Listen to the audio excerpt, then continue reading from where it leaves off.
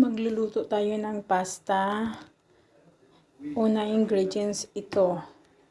Kasunod broccoli, carrots. Normally, beef ang ginagamit sa recipe na pinapalo ko pero ayoko ng beef, matigas. So, I used pig. Ano siya? Baboy, karne ng baboy. At saka itong sauce. Soy sauce normally. At saka sugar, brown sugar. At saka itong ganito. Yan.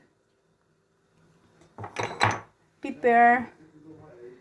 At garlic. Pero dinagdagan ko ng ibang sauce na pang barbecue. Dalawang klaseng sauce. Ko na lang sabihin. Secret ko na yan. Okay. Mamaya, ipapakita ko na pagtapos na.